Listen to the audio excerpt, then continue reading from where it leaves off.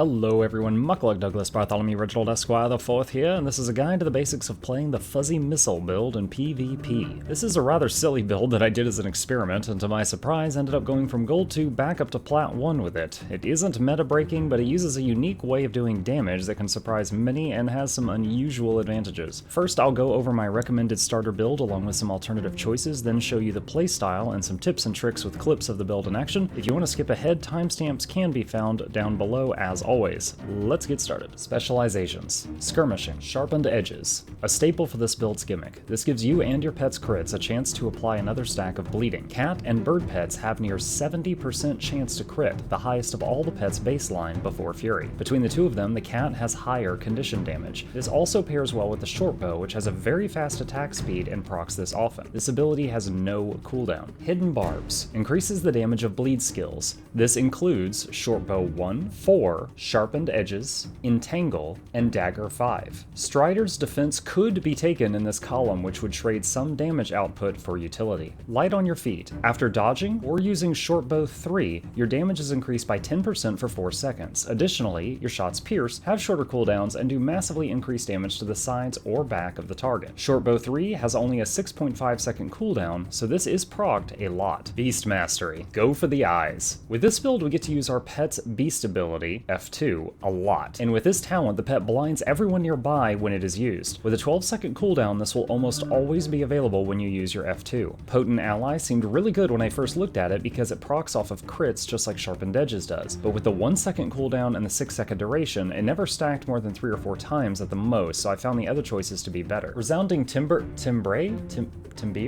I forgot. Timbre. Resounding Timbre can be taken if you are going to take Strength of the Pack as your ultimate. More on ultimates later. Note, the blind from Go for the Eyes procs the moment that you hit F2, so if pouncing in from long range, it will pulse blind at the start of the pounce animation, then finish pouncing into the fight, so you won't see it go off on the faraway target in that instance, but instead on the targets near you. Wilting Strike. This talent has no cooldown. Every single fuzzy missile will apply weakness to the target. Very strong in 1v1s. Natural Healing is a very good talent for pet survival if you're not running with the Soul Beast Infinite Res, but we are, so take the Wilting Strike. Unlike Go for the Eyes, this will proc when the pet impacts with the target. It will not pulse too early like the blind sometimes can. Lesser Quickening Zephyr. Every time you pet swap with the 15-second cooldown, which is the same cooldown as pet swap in combat, you get a free Zephyr for you and the pet you just swapped to. Oh my god, this is amazing. I briefly tested with Beastly Warden, but similar to the blind, they pulse that out at the start of the pounce, and on top of that, the cats are frail as far as pets go. Taunting usually leads to them splatting, but it can be a viable option. I still recommend the Zephyr though. Soul Beast. Unstoppable Union. It's the only viable choice in this column for this build, and another stun and a Moby break doesn't hurt. Predator's Cunning will increase the effectiveness of your short bow 2, sword 2, dagger 4, and vulture stance. Leader of the Pack. Putting bear or Dolyak stance on multiple members of your team to cure all their conditions or give them all stability can easily flip a fight. I take this talent. Oppressive Superiority is an option for more raw damage. Bear Stance. Because we don't have Wilderness Survival in this build, we have to take Bear Stance.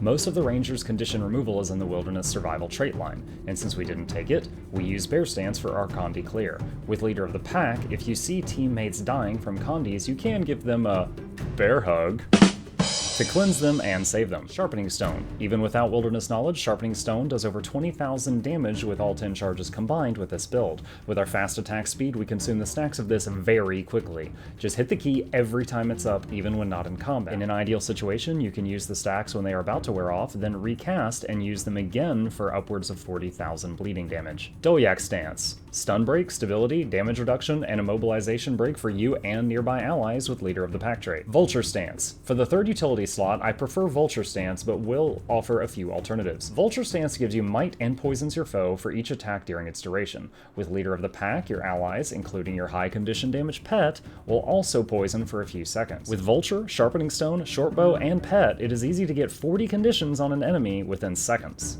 Alternatives to Vulture Stance. If you feel you need more defense, You could easily replace this with Lightning Reflexes, Quickening Zephyr, Griffin Stance, or, if you're using Resounding Timbre, Protect Me, the ultimate. Entangle or Strength of the Pack. Two options. Entangle. 10,000 bleed damage for up to 5 targets, unblockable, and goes through walls. So many people don't know this. Those little vines will burrow under the ground to get to those OP Hollowsmiths that are shooting you from the other side of the wall with light. Strength of the Pack. If you take this, take the Resounding Timbre trait to reinforce it. Be careful versus Necros, as they will corrupt your stability into a fear. Weapons. Short bow. Your default weapon, this will be what you run a majority of the time. Sword Dagger. Changed in the most recent patch, I like to run Sword Dagger for emergency weapons for when enemies get too close. I will go over some combos with the new patch changes later. Pet choices. I touched on this earlier, but Sharpened Edges is a cornerstone of this build. It procs when you or the pet crit. The pets with the highest crit are the cats and the birds. Cats have higher condition damage, so their bleeds hit harder. Additionally, they have pounces and simply have a much higher damaging toolkit. The birds have very long animations for some skills and spend a lot of time derping around instead of attacking. All cats perform a high damaging maul every 12 seconds, a bite every 6, and have an auto attack that stacks vulnerability, increasing the damage of everyone and everything already hitting their target. Lynx. Mandatory. Of the cats, the Lynx has the highest damage with its engage ability. Its Rending Pounce is a 600 range leap that does a combined damage of 6,000, after which it uses its maul if it is off cooldown, which does a combined damage of 5,000 for the opening 2 attacks. For our second pet, we have a few options because none of the other cats are quite as strong as the Lynx. First of all, I recommend the Cheetah. The Cheetah is the other viable option to pair with the Lynx. Its Savannah Strike shadow steps to the target, does 1,600 damage, and pulses swiftness to allies from 1,200 units away. Because it's a shadow step, they can do it to targets behind walls, on different elevations, etc., as long as they're within 1,200 units. A great combo is doing the Lynx Pounce, giving it a second to maul, and pet swap F2 with the Cheetah so it shadow steps and does its maul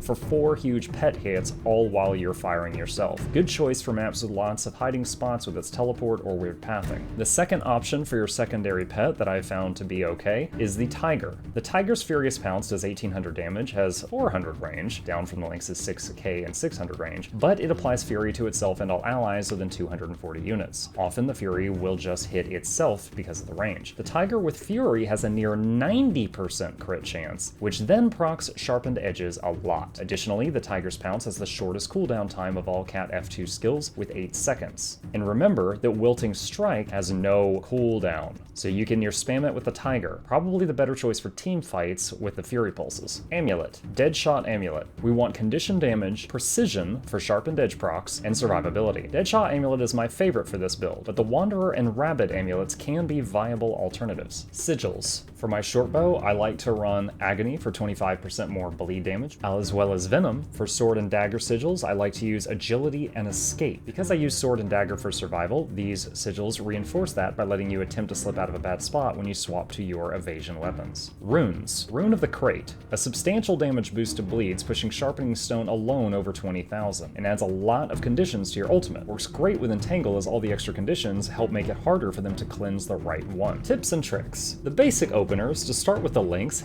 use F2 to pounce him in while also opening fire with a short bow. Use short bow 2, 4, Vulture Stance, and Sharpening Stone extremely often. Once the Lynx slams into the target, give it 1 more second to use its maul ability, then pet swap pet ability, that's F4 into F2, to swap to the Cheetah. Teleports him into the target, after which he uses his maul. This will also give you both Zephyr for free very early in the fight. Every time it is available in combat, hit F4, F2 to swap and then send a new fuzzy missile at the enemy, giving you Zephyr very often as well. If one of your pets dies, you can beast mode on-off to res it, takes about 2 seconds, and can be done while still firing. As of recording this video, the most recent patch changed Ranger Sword and Dagger. Let's touch on that now. Sword 2 is still Monarch's Leap, but part 2 of it is now Serpent Strike. Sword 3 is Hornet Sting with a longer cooldown, but if you successfully kick off a target, it instantly recharges Monarch's Leap. Dagger 4 is mostly unchanged, but if it hits a movement impaired target, it does substantially more damage. Sword 2 and Dagger 5 both cripple, which are good for leading into this. Dagger 5 is mostly the same, but it now has 2 charges. A decent sequence with a lot of evasion splashed into it is Sword 2,